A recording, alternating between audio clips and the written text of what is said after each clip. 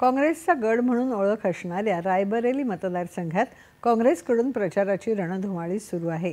काँग्रेसचे राष्ट्रीय अध्यक्ष मल्लिकार्जुन खरगे आणि समाजवादी पक्षाचे नेते अखिलेश यादव यांनी आज लखनौमध्ये संयुक्तरित्या पत्रकार परिषद घेतली।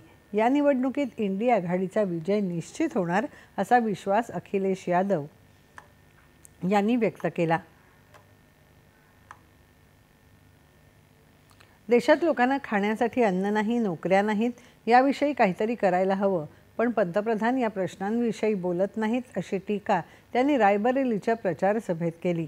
लोकसभा निवडणुकीच्या पहिल्या 4 टप्प्यात इंडिया आघाडी मजबूत स्थितीत असून ही निवडणूक राज्यघटना आणि लोकशाहीच्या संरक्षणासाठी असल्याचं खरगे यांनी म्हटलं।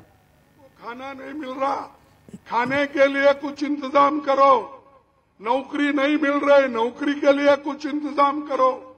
उसके तरफ ध्यान नहीं है, ध्यान सिर्फ उनका सत्ता के ऊपर है।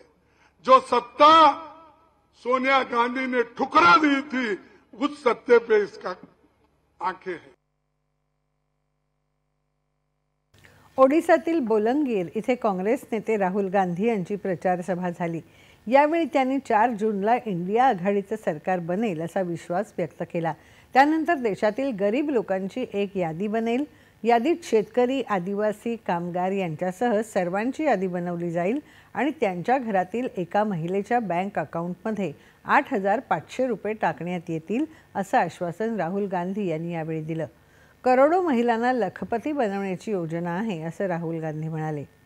काँग्रेस सरचिटणीस प्रियंका गांधी यांची आज उत्तर प्रदेशातील रायबरेली इथे सभा झाली।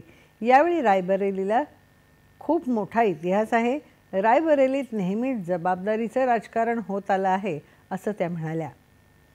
तर सपा नेते अखिलेश यादव यांनी छत्तीसगडमधल्या बलरामपूर आणि उत्तर प्रदेशमधल्या फैजाबाद इथे प्रचार सभेला संबोधित केलं।